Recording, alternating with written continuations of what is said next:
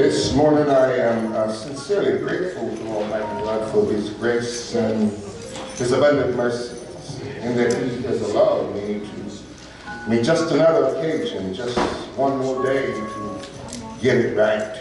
And if you are here today on this third Sunday of the year 2018, I think you should join me in giving that praise offering.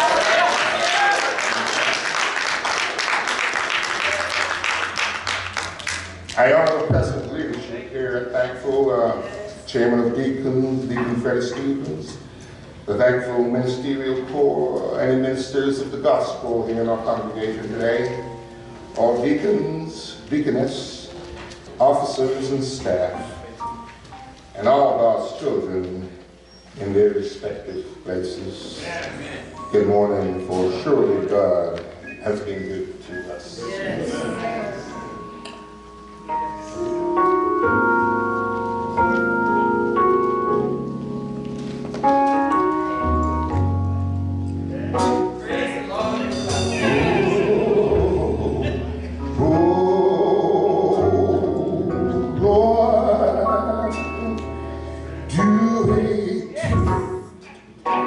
Would you help me, Jim? Yes.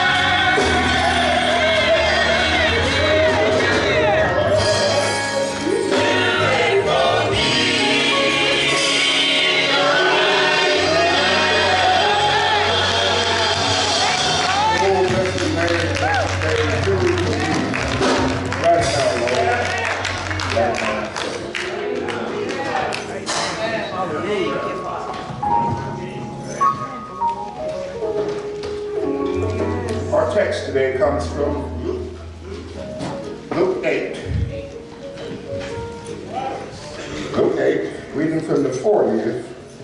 to the 51st, as they were 55th verse.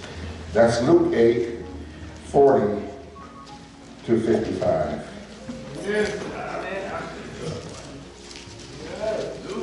Luke 8, 40 to 55. I've been reading from the New King James Version. You can follow me in whatever version you have available to you.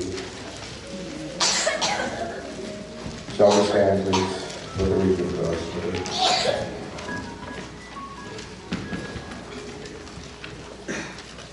It reads as thus. So it was when Jesus returned that the multitude welcomed him, for they were all waiting for him. And behold, there came a man named Jairus, and he was a ruler of the synagogue, and fell down at Jesus' feet and begged him to come to his house. For he had an only daughter, about 12 years of age, and she was dying. But as he went, the multitudes thronged him. Now a woman having a flow of blood for 12 years, she would spend all her livelihood on physicians and could not be healed by any. She came from behind and touched the border of his garment, and immediately her flow of blood was stopped. And Jesus said, "Who touched me?" When all denied Peter and those with him and said, "Master, the multitude throngs and press you, and you say, 'Who touched me?'" But Jesus said, "Somebody touched me, for I perceive that power going out of me." Now when the woman saw that she was not hidden, she came trembling and falling down before him, and declared to him in the presence of the people the reason she had touched him, and how she was healed immediately. And he said to her, "Daughter, be of good cheer. Your faith has made you well. Go in peace." While he was still speaking, someone came from the ruler of the synagogue's house, saying, "Your daughter is dead. Do not trouble the teacher." But when Jesus heard it, he answered and said, "Do not be afraid. Only believe, and she will be made well." And when he came into the house, he permitted no one except Peter, James, and John, and the father and mother of the girl. Now all wept and mourned for her. But he said, "Do not weep. She is not dead, but sleeping." And they ridiculed him, knowing that she was dead. But he put them all outside and took her by the hand and called, saying, "Little girl, arise." Then her spirit returned, and she arose immediately. Let us stop right there. Then the spirit returned, and she arose immediately. You may be seated in the presence of the Lord.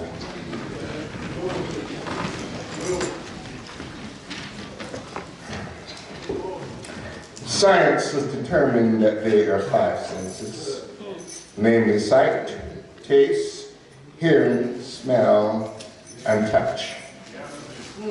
The latter, touch, is an often used word and forms the base and the prefix for many larger words and participles in the English dictionary.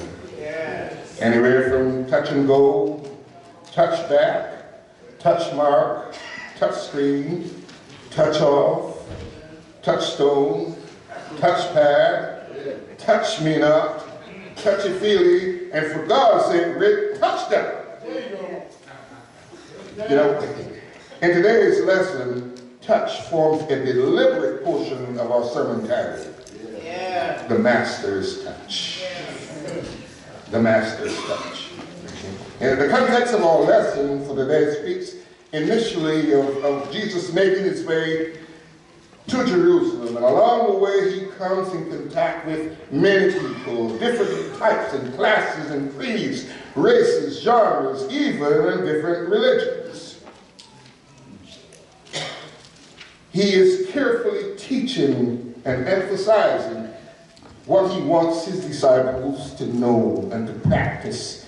He's not doing these things just to do them, but he's being that constant example for his disciples. He's mentoring them.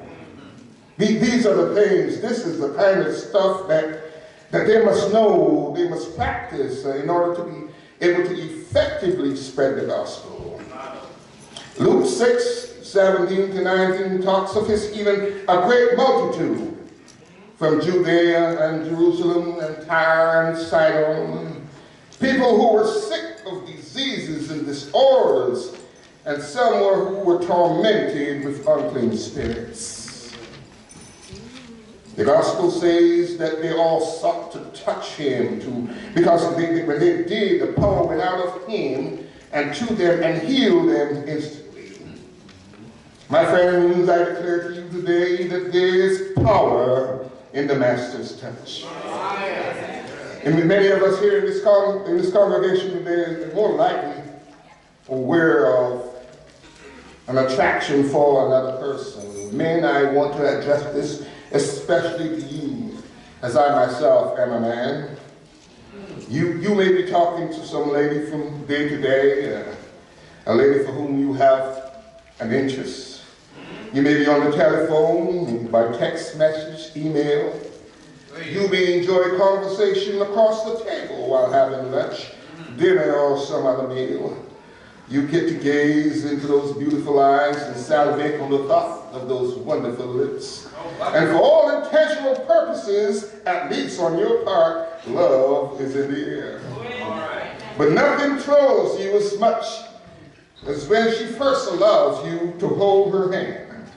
There is something about the touch that is inspiring, that is assuring, that validates friendship.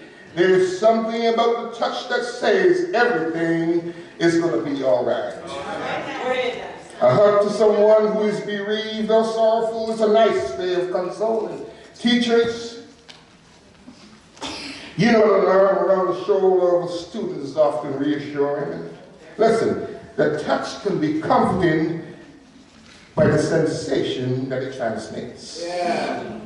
In the context, Jesus is on a marathon preaching, teaching, healing session. Folk from all over have heard of his wonderful works. They're all amazed at what they have heard, and they are mesmerized by what they have seen and witnessed. The word has traveled far and near, and everybody wants a piece of the action. Everybody with a disease wants to be healed. Everyone wants a blessing that he is personally dispensing out of his manifold supply of goodness. This is a wonderful time in the lives of those folk. I often tell my friend Jerry, I wish I were there. But this is a wonderful time for them to know the Son of Man, this miracle worker, this wonder of the world. Listen, folks, the only begotten Son of God is in town. The crowds are like St. Patrick's Day parade in Savannah, like Mardi Gras in New Orleans, like Carnival in the Caribbean, like Cinco de Mayo in South America. You get the point. And everyone is trying to catch a glimpse, to hear a word, even to touch this imposing figure with the hope that their lives can be changed. I say again, there's power in the Master's touch. Can you just imagine how it was? You know, I remember my youthful days being in crowds that massive. These would be like sporting events and evangelistic rallies by Mars Cirillo and Billy Graham and such. Look, and I was a young man back in the 70s, back in New York, Brooklyn. I was right at home on Eastern Parkway in Labor Day Parade. There would be so many folk, and everybody was dancing and carrying on, and you were touching and being touched by everyone else in the crowd. Listen, I want you to know this now. Everybody in the crowd is not looking to enjoy the music or the dancing or the other festivities. That's right. Some of them there on their own malicious agenda. Sometimes that person touching you is trying to pick your pocket to relieve you of your hard-earned monies or perhaps a piece of jewelry. I myself and a few friends have fallen victim to that, so I know what I'm talking about. You know, I hope this tells you something. I hope this tells you that not every touch is necessarily meant for your good. Amen. There are some folk that you don't want touching you. That's right. You don't want to come close to you. That's right. You don't even want to be in their presence. That's right. But then there are those that you just can't wait to see, to be with, to even touch. A touch can be a special thing, you know. So here is Jesus in the midst of this tumultuous crowd. He is preaching and teaching. He is spreading the gospel. He is healing the sick, comforting those who are in peril. The deaf are hearing, the blind are seeing, the crippled are walking, those with demonic spirits are being delivered. There's a mad rush to get close to the Master. And then all of a sudden, he asked the question, who touched me? Yeah. I guess I can see enough people say, God. His disciples are alarmed that in the midst of this crowd, he would be so concerned about a little touch. But Jesus said, no, this was a special touch. He knew that it was a touch of someone in despair, one seeking mercy, one that was looking for some attention, one that was in search of a healing, one that required and was desirous of that flow his benevolence and his deliverance from the power of Satan. Jesus is busy. He is in the middle of a conversation with one Jairus, one of the rulers of the synagogue, who is asking him to please have mercy and heal my dying daughter. He is making his way through the crowd to Jairus' house when he is touched by this woman. This is a touch that needs some addressing, a touch that causes power to be emitted from his own person. Who is this woman and why has she touched me? Is the question. First she tries to hide, not wanting to be found out.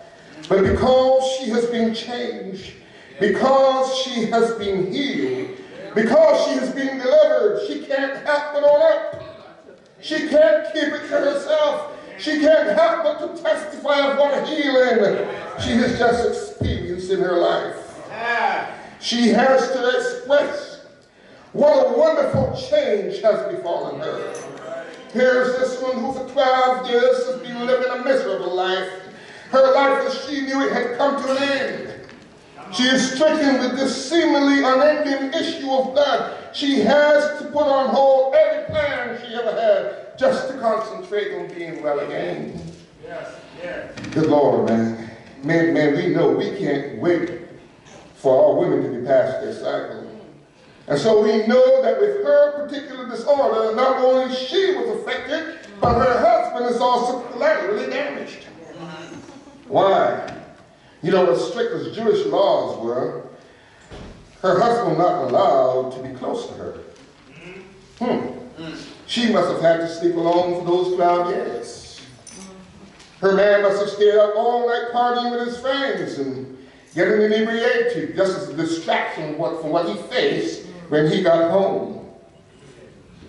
He would then sneak in the house and sleep on the couch. There has not been any love making in these gates for some time, my friend. Perhaps also by this time, her husband must feel justified in sneaking around and seeking out another for his humanistic desires. The only man that she has seen that probably come close to all those years may be her priest. And then the several doctors that she would seek out for her healing. The word in verse 43 suggested that she was a woman who had some resources. But she had spent it all on the many doctors that had treated her, and now all her money was gone.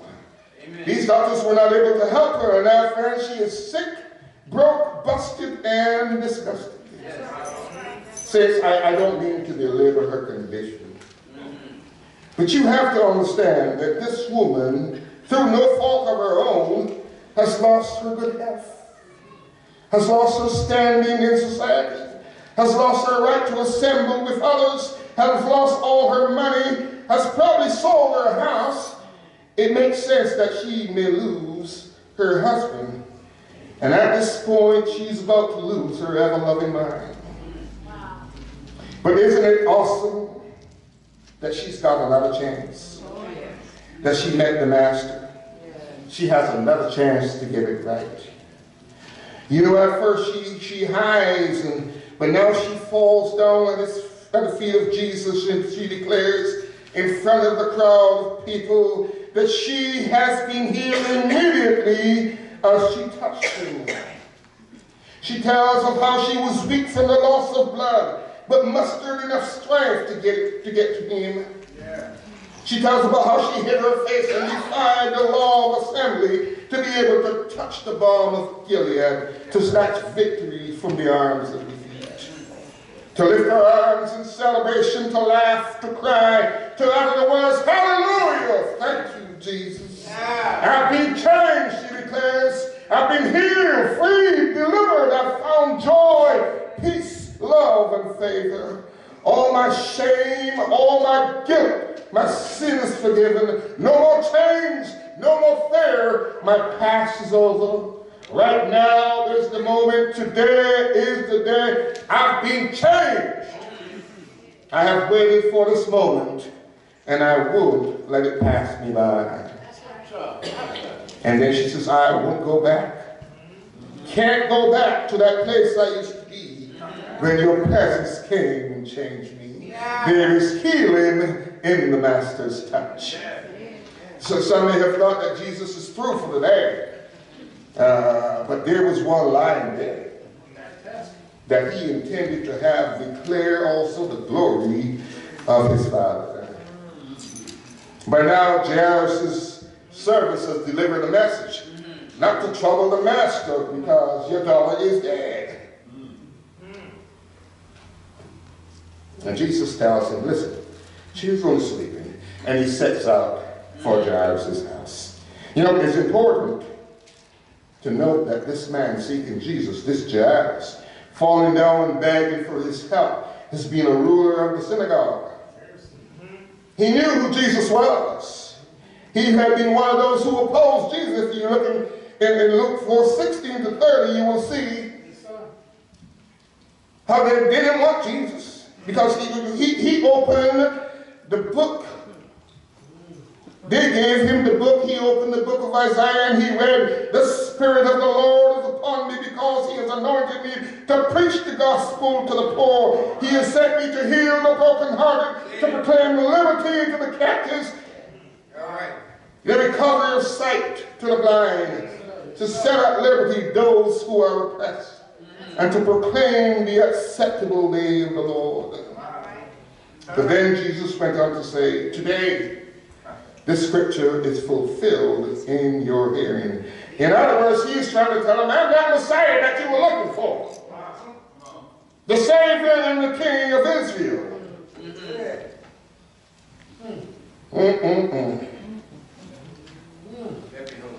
Luke 4:28 to 29 says that they were all filled with wrath. So they tried to throw him over the cliff and murder him. My. Yeah. But here and now, at this particular time, this ruler of the synagogue, this would-be murderer, he is in trouble because his little girl is dying. Yeah. So he comes to the one that he has disbelieved, the same one he mocked, the same one he tried to kill. Now he is here looking to the same person for mercy. Look, I don't quite understand the significance about this, but Jesus has just healed a woman that was 12 years sick. And now he's on his way to raise a little girl, someone who's been only living for 12 years. As long as this poor woman has been sick.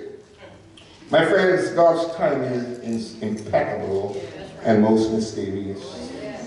What we are forced to acknowledge, though, is that whenever you come to Jesus, no matter how long you rejected him, no matter how long you've been dipping in debt and all the stuff of this sinful world, you will receive the same blessings as those who have already known him. In other words, the depth and the width of your sin or sickness does not matter. Everyone who begins a relationship with him, even right now, will receive the same rewards as those who have served him their entire lives. Ain't that something for you? Yeah. Everyone he delivers is given that same measure of total treatment. There's deliverance in the Master's touch.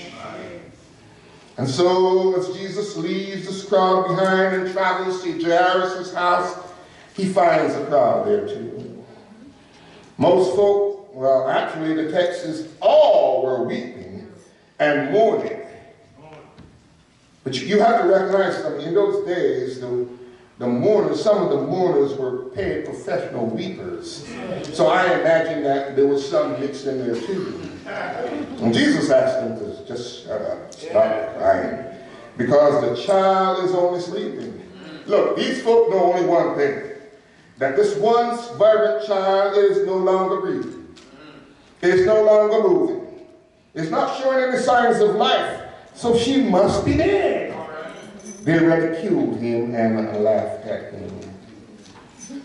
Saints, is it not a wonderful thing when your spouse, your family, your friends, your church folk, your pastor, even your doctors, when the whole world has given up on you, that you can still smile and praise and go into your prayer closet knowing that if you can just reach out and touch him, that everything will be all right. You've come to realize that you don't need any and everybody around you, just maybe a few faithful folks, praying folks, and the Lord Jesus Christ will do it.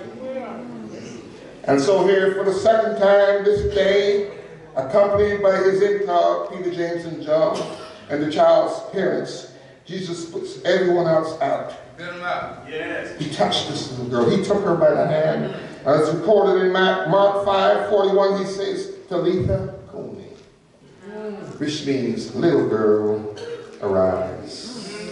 Glory. The Bible says that the Spirit returned to her immediately and she wakes up. Yes. Hallelujah. There's life in the Master's touch. Yes. You know, I too can attest to the Master's touch.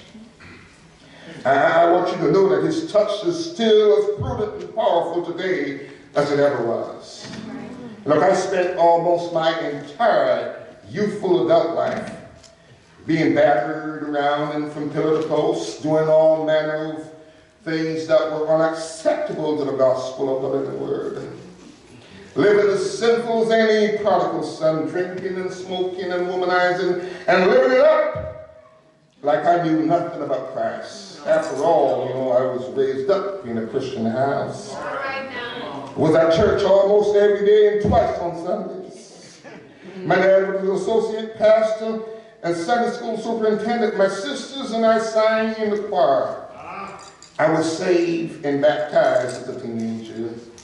And then something called puberty happened to me, and I was swept away like a twig in a flash flood. The saints, one day, this prodigal son arose and said, I will go to my father. You know the story. You understand the depth of my sin. I was in deep deuce, between a rock and a hard place, up the creek before the paddle tore up from the floor. My father saw me coming and he ran out to meet me and he showered me with gifts and blessings, a bubble bath, a robe, a signet ring, a coming home party. But what I remember best was that touch, that warm embrace, that big hug he placed on me. My friends, I say to you, there is salvation in the Master's touch. An old song says it best. It says, shackled by a heavy burden. 'neath the load of sin and shame. Then the hand of Jesus touched me, and now I am no longer the same. He goes on to say, since I met this blessed Savior, since he cleansed and made me whole, I will never cease to praise him. I'll shout it while eternity rolls. He touched me. Oh, he touched me. And all the joy that floods my soul. Something happened. And now I know he touched me and made me whole. Since I stand before you today as a man touched by the Master's hand, a touch that saved me, a touch that raised me, a touch that healed me, a touch that cleansed me, a touch that delivered me, a touch that stopped me dead in my sinful tracks, a touch that picked me up from the muck and from the mire, a touch that set my feet on a solid rock, a touch that made me whole, a touch that protects me, one that preserves me, one that provides for me, one that keeps my soul, a touch that tells me that everything is going to be all right. Saints, from my own experience, I can assuredly and unashamedly express to you that not only is there salvation, but there's redemption in the Master's touch. And today he is reaching out to each of us. He is extending his hand to you and to me. Like disciples of old, we Christians are commissioned, each one of us, to preach and teach and spread the gospel, to make his Father's name known to all the nations. That's what he was teaching his disciples. That's why we are here today. Not for show, fortune, or fame, but to invite you to allow Jesus to touch you and meet your needs wherever and wherever they are. And now, as the choir softly sings, I urge you to come to him. He wants to meet you halfway. You'll find him right here at the altar.